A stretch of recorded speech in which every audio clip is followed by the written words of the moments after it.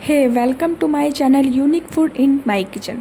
तो मैं अपने आज किचन में एक दिल्ली और मुंबई की शादियों में बनने वाली दाल गोश्त बना रही हूँ। इसके लिए हमें दो इसी बाउल में इसी चम्मच से 2 चम्मच चने की दाल, 2 चम्मच मूंग की दाल और 2 चम्मच अरहर की दाल डालनी और हमें इसे सोक कर देना है, फिर से दाल बनाना।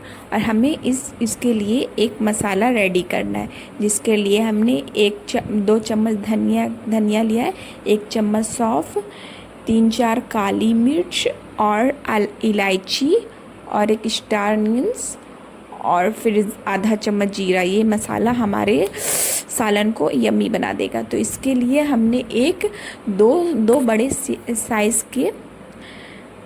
बड़े साइज़ के हमें प्याज लेने हैं और उसे हमें गोल्डन ब्राउन कर लेना है। मैंने कुछ खड़े मसाले डालने भूल गए, इसलिए मैं बाद में डाल रही हूँ, तो आप पहले डाल दें। इसके लिए मैं तेज़पत्ता, बड़ी इलायची, छोटी इलायची, मैंने आधा केजी मटन लिया था, हमें आधा केजी मटन डाल देना है। आप क्वांटिटी बढ़ा सकते हैं, वो आप पे मैटर करता है। तो हमें इसमें अच्छे से भूनना है। फिर अच्छे से हमने भून लिया, उसके फिर हमने अदरक लहसुन का पेस्ट 2 चम्मच डाल दिया। फिर उसमें अदरक लहसुन में भी हमें अच्छे से भूनना है इसे। फिर हमने 1 टमाटर काट के दिया, उसे भुना।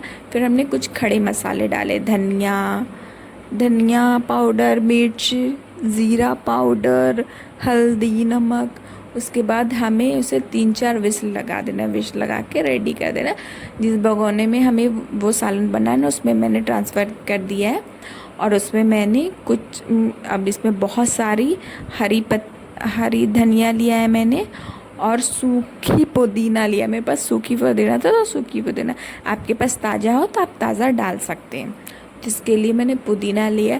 अब इसे हम पानी इसका सोख होते तक अच्छे से भूनना है। आप देख सकते हैं इसका बहुत क्वांटिटी में पानी सोख हो चुका है।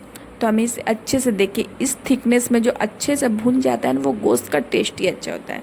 और हमें अच्छे से इसे भून लेना है, आप देख सकते हैं जैसे दिख रहा है। उसके बाद जो हमने दाल बना के रखा था ना, तीनों दालों का, फिर उसे हमें गला लेना है हल्दी नमक डाल के।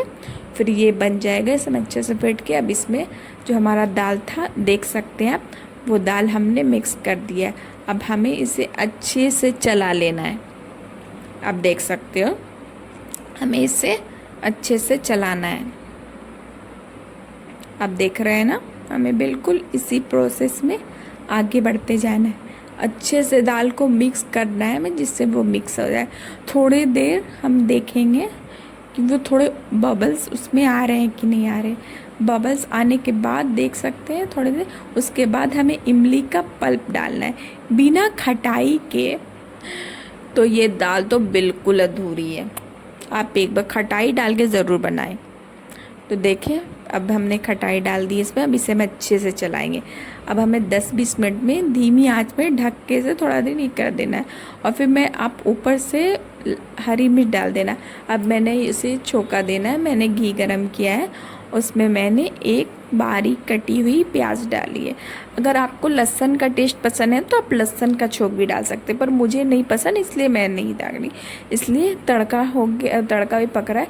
अब हमने जो वो मसाले बनाए थे ना, जादुई मसाला दाल गोश्त का, वो हम इसमें डाल देंगे। 1-1.5 चम्मच आप डाल दें। अब आप डाल दें। अब हम उसे मैंने मिला लिया है, धीमी आंच पे चढ़ा दिया था। अब ये जो हमने तड़का है ना, वो तड़का जो हमने तैयार किया था प्याज वाली घी वाली, उसे हमें इसमें अच्छे से मिक्स करना है। आप देख सकते हो, देख सकते हैं आप, इसे हमें अच्छे से मिक्स करना है। अब देखिए टेस्टी सी यमी सी दिल्ली भटियारों वाली दाल गोश्त बनके रेडी हो गई है। आप मेरे कहने से एक बार इसे बिल्कुल ट्राई करें। ये जितना ही बनने में आसान है, खाने में उतना ही टेस्टी। अब जब भी आप मटन लाएं तो आपको ये सोचना नहीं पड़ेगा हमें क्या बनाना है। आप ये रेसिपी ज़रूर ट्राई करें, दिल्लियों की फेमस रेसिपी।